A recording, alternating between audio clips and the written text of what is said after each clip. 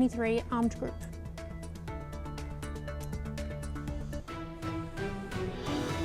And now to our top story of the hour. Iran has made it clear that any US attack, even limited strikes, would be considered an act of aggression, and that would lead to a strong response. In a briefing today earlier, Iran's Foreign Ministry spokesman Ismail Baqai has firmly stated that an act of aggression would trigger a fierce reaction as parts of Iran's inherent right to self-defense. US President Trump had earlier hinted at a limited strike should Tehran fail to reach a deal with the US. The two nations have been engaged in indirect nuclear talks facilitated by Oman, with further discussions scheduled later this week. Meanwhile, a former senior Pentagon official, Dana Stroul, has warned that the US is poised for a highly kinetic campaign in the region. Sources also say that US military is prepared for a sustained campaign against Iran and to defend allies in the Middle East. The massive buildup of US forces, including 2 aircraft carriers, fighter aircraft and missile defense systems, reportedly signal that the US has the ability to deploy overwhelming force swiftly. Moreover, the recent additions to US capabilities, such as the USS Gerald R. Ford, significantly enhance offensive operations and escalate tensions even further.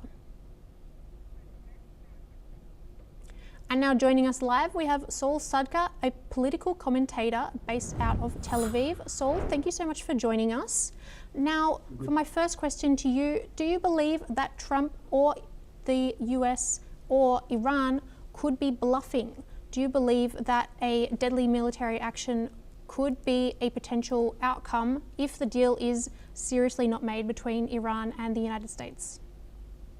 Absolutely, there's no question at all. The Americans have the capacity to more or less do whatever they want with Iran right now. They are surrounding them with the largest and most powerful group of weapons that has ever been assembled, perhaps in human history, considering the capabilities and considering the ability of the people who are facing them, the Iranians, to stave off the attacks. They are a couple of generations ahead of what they have. It would be, for example, somebody with a machine gun showing up to meet a group of cavemen with sticks.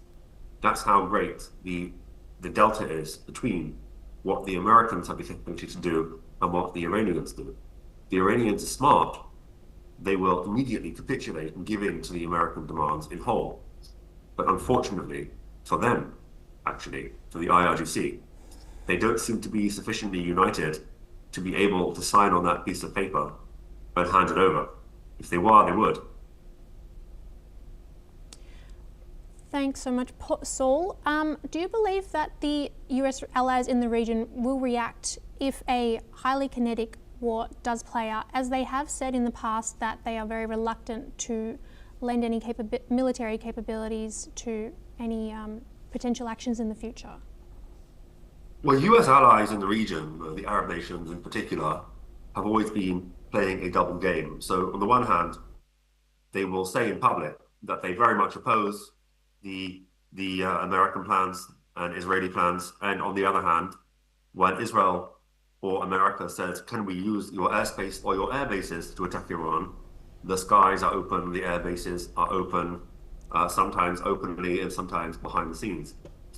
So, well, what can you say, right? Obviously, they want to placate their public on the one hand. They don't want to seem like they're on the side of non-Muslim power attacking a Muslim nation, even if that is a different sect of Islam. They are worried about certain reactions from their restive streets. But on the other hand as well, it could simply be that by openly proclaiming falsely that they do not support the American attacks on Iran, they will avert Iranian retaliation. So it could be, in fact, that the public statements of these Arab nations, which contradict their behind-the-scenes coordination with the Americans, is in fact in coordination itself with the Americans, because the Americans also would rather not have Iran have too many options for retaliation. They would rather the Iranians focus all their targets on a limited number of locations. Probably this is also why it's been very vague as to whether Israel will also be involved is very vague as to whether Israel will be involved in these attacks. Okay, Saul, don't go far as we move to our next story. President Vladimir Putin has declared the development of Russia's